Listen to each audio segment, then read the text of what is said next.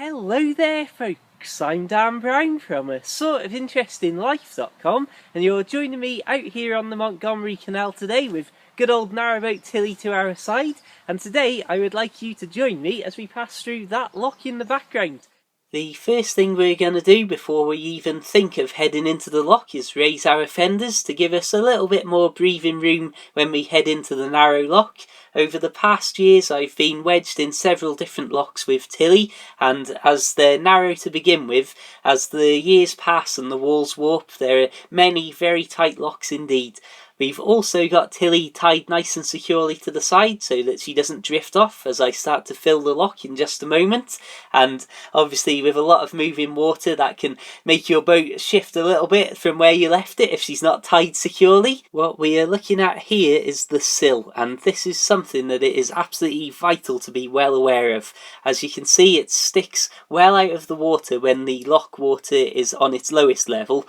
and what you're about to see here is me lift up the paddles at the top end of the lock to start filling it with water, and in just a moment you'll see how the sill is suddenly basically hidden under a good few feet of water. And obviously the last thing you want as you get your boat into the lock and then start to drain the water to take the boat down through the lock is for the back end of the boat to get caught on the sill and have either the back end lifted up and potential damage just from that, but also for the potential of sinking. It is quite alarming to hear, particularly over the summer months, just how many reports of boats sinking in locks there are. It's a lot more regular an occurrence than I had imagined prior to boat life, and it's again based on getting caught on the sill as we've just discussed, and also, as I mentioned earlier, it's a terrifying thing really to think that a lot of these locks, starting off so narrow, have warped over the years and sometimes will just pinch a boat and basically wedge it in place, so as the water level drops or rises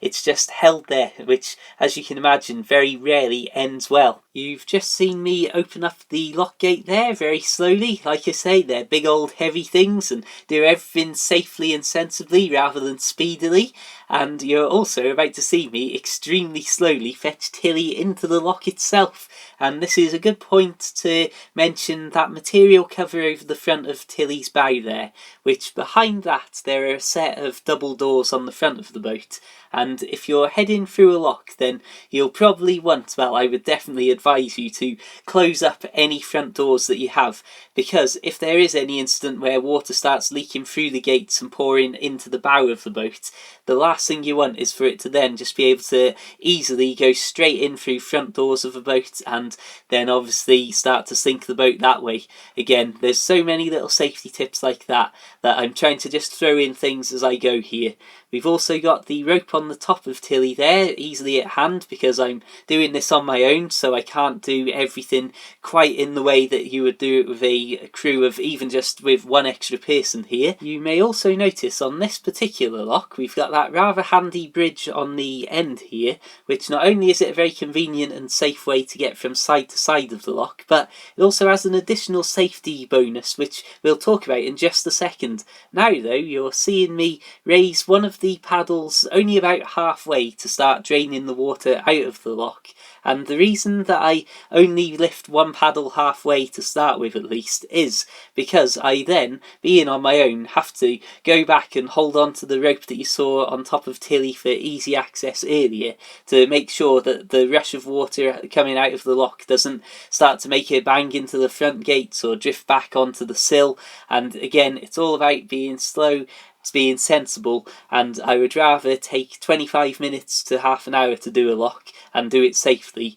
than end up trying to let the water out very quickly and losing control of the boat. As I push open the lock gates here, I can talk about the extra bonus safety addition of that bridge, which, because the bridge is there, it means that I don't have to go too close to the very edge of the lock while I'm opening these gates here. And unfortunately, in recent times in this area, somebody fell over the edge of a lock, I believe while doing one of these end gates, and had to be airlifted away to hospital. So it may seem like such a simple thing, but again, it's all about being sensible, being safe, and I'll keep repeating it: be slow and be safe rather than speedy. So you can see we're exiting the lock extremely slowly here as usual, and I also, being on my own, have to then tie Tilly back up to the side, walk back up to the lock and close the gates so that I make sure that not only are the gates closed but the paddles are all down and everything's exactly how I found it,